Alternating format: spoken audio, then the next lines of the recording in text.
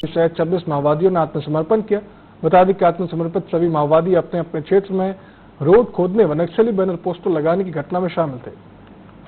वही आत्मसमर्पित माओवादियों को नवनिर्मित पुनर्वास नीति के तहत 50,000 रुपए की सहायता राशि के साथ छत्तीसगढ़ शासन से मिलने वाली अन्य सुविधाएं जैसे कि स्किल डेवलपमेंट हेतु प्रशिक्षण, कृषि भूमि मुहैया कराई जाएगी। आपको बता दें कि इस अभियान के तहत अब तक 224 इनामी सहित कुल 953 माओवादियों ने आत्मसमर्पण कर समाज की मुख्य धारा ज्वाइन कर ली है।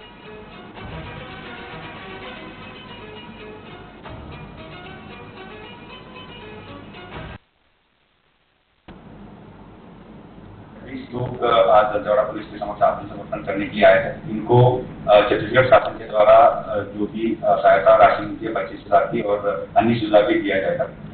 इस सरेंडर करवाने में RSP, CRPF, 195 CRPF, 111, 230 और 231 बटालियन का विशेष योगदान रहा है। टोटल इससे 26 को मिलाकर टोटल दंतेवाड़ा में 200 कुल 953 माओवादियों का आत्मसमर्पण हुआ।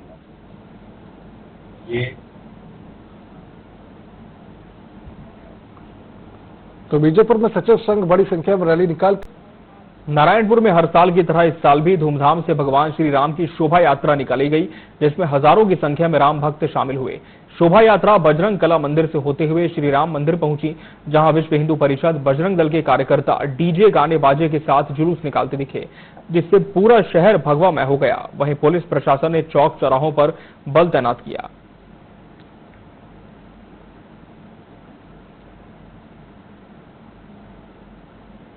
लोगों ने कम से कम 15 दिन पहले से रामनवमी की तैयारियां की है ना, जिसमें हमारे सभी बजरंगी भाई रात दिन लगा करके पूरे शहर को सजाया।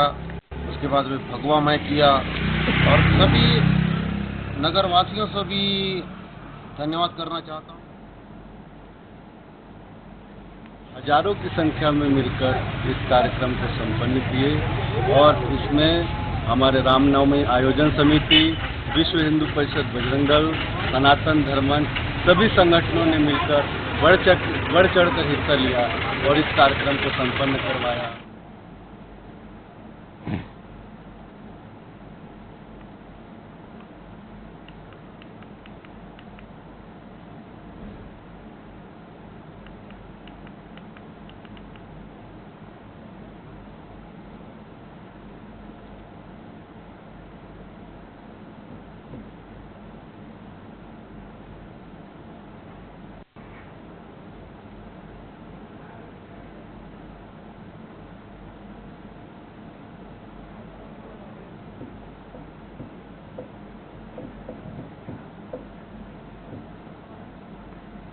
धमतरी से खबर। नारायणपुर के ओरछा विकासखंड में ग्राम कदाड़ी प्राइमरी स्कूल के बच्चे पेड़ के नीचे पढ़ाई करने को मजबूर हैं, जहां पिछले 2-3 सालों से ये बच्चे स्कूल छोड़ पेड़ के नीचे पढ़ाई कर रहे हैं।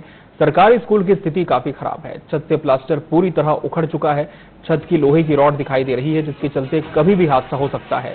गांव वालों ने इसकी शिकायत ग्राम सभा, ग्राम बैठक, पंच, सरपंच और कलेक्टर से भी की, पर आज तक उनकी कोई सुनवाई नहीं हो पाई।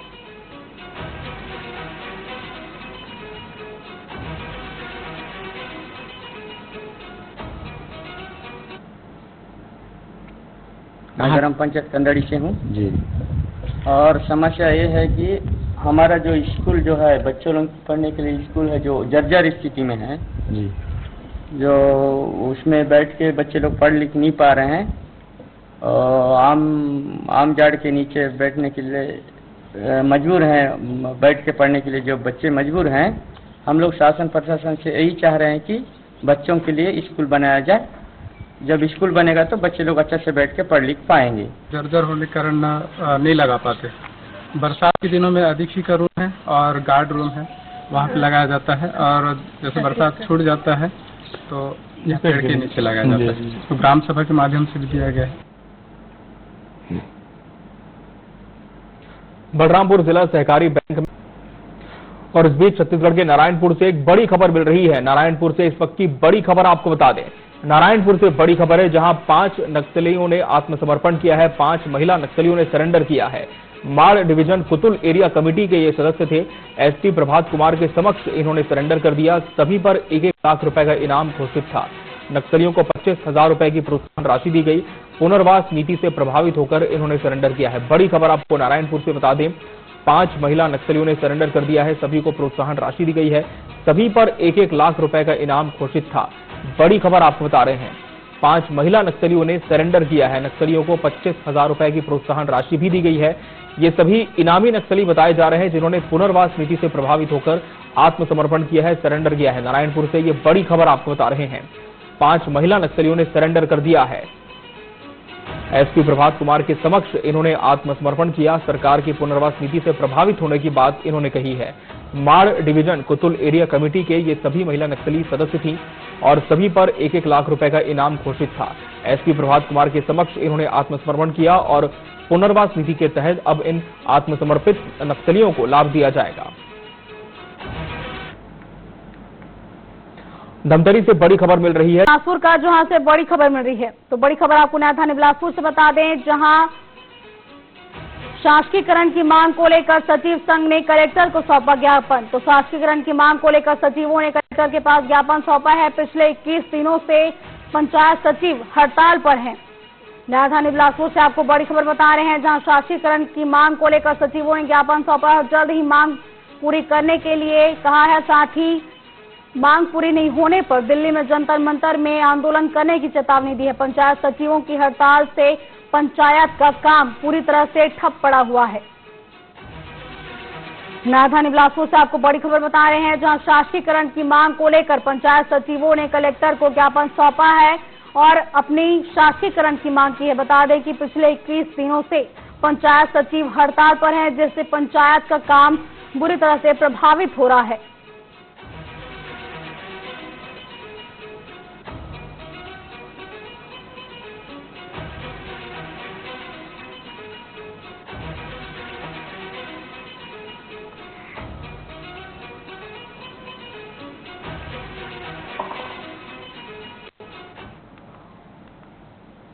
तो करते हैं खबरों की ओर, जहां कोरबा में तेज रफ्तार कार अनियंत्रित होकर पेड़ किनारे जा टकराई, जिससे कार में सवार 2 लोगों की मौके पर ही दर्दनाक मौत हो गई। वहीं 2 युवक गंभीर रूप से घायल बताए जा रहे हैं। फिलहाल पुलिस इस पूरे मामले की जांच में जुट गई है।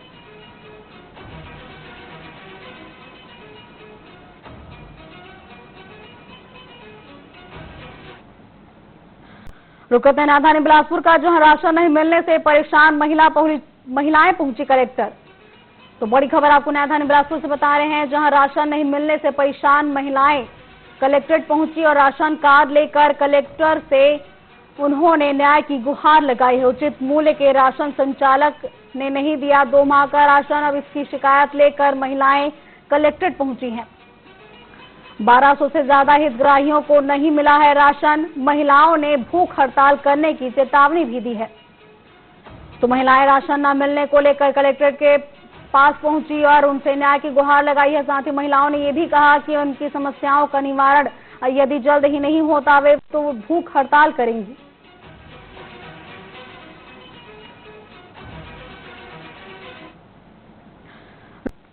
आगे रुक करते हैं नारायणपुर का, जहां से बड़ी खबर मिल रही है, वहीं हाईवा वाहन के ड्राइवर की मिली लाश। तो बड़ी खबर आपको नारायणपुर से बता रहे हैं, जहां हाईवा वाहन के ड्राइवर की लाश मिली है। पुलिया के नीचे संदिग्ध हालत में ड्राइवर की लाश मिली है। बता दें कि रोड निर्माण कार्य में हाईवा लगा हुआ था और संदिग्ध परिस्थितियों में ड्राइवर की लाश मिली है। सूचना मिलते ही मौके पर पहुंची पुलिस ने कार्रवाई शुरू कर दी है। साथ ही ये भी बताया जा रहा है कि सिर और कमर पर चोट के निशान पाए गए हैं। नारायणपुर सोनपुर मार्ग क्षेत्र का यह मामला बताया जा रहा है, जहां हाईवा चालक की संदिग्ध परिस्थितियों में लाश मिली है।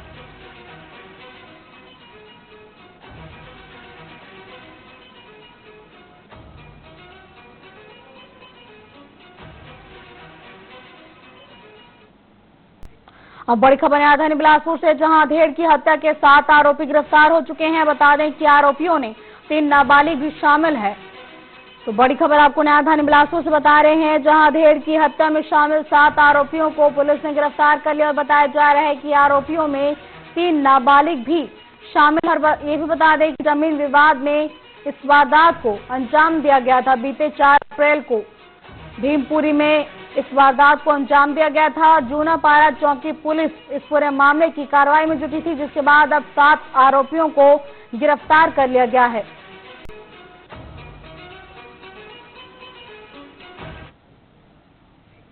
रुक करते हैं राजधानी बिलासपुर का, जहां से बड़ी खबर मिल रही है। बता दें कि वाहन की चपेट में आने से आरक्षक की मौत का मामला राजधानी बिलासपुर से सामने आया है। और बता दें कि ड्यूटी से घर जाने के दौरान ये पूरी घटना हुई है। पुलिस लाइन में पदस्थ था आरक्षक रामनारायण। अज्ञात वाहन चालक के खिलाफ फिलहाल केस दर्ज कर लिया गया है। पुलिस भी इस पूरे मामले की जाँच में जुट गई है।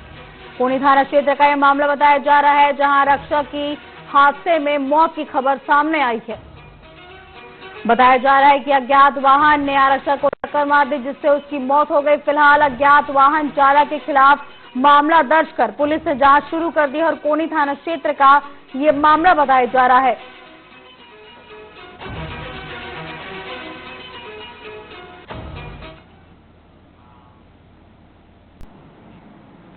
चलिए खबरों में आगे बढ़ते हैं।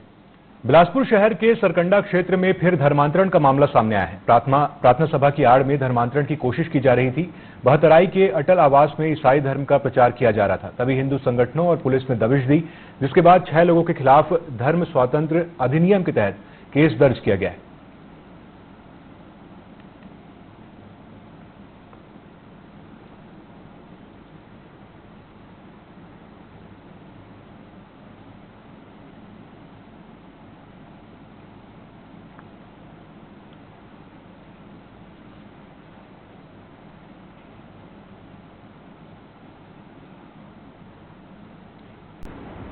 चलिए बड़ी खबर देख लेते हैं जशपुर से बड़ी खबर है। आज जशपुर और कांकेर के दौरे पर सीएम विष्णुदेव साय। तो सीएम आज जशपुर और कांकेर के दौरे पर रहेंगे। सुबह करीब 10:30 बजे जशपुर पहुंचेंगे सीएम और उसके बाद उरांव कल्याण आश्रम चिकित्सालय में भूमि पूजन करेंगे। एक सप्ताह देश के नाम अभियान की शुरुआत करेंगे। वहीं दोपहर 1 बजे विभिन्न विकास कार्यों का लोकार्पण करेंगे और 1:30 बजे राजा देव शरण सिंह जिला अस्पताल का दौरा करेंगे। तो सीएम विष्णुदेव साय जशपुर के दौरे पर हैं।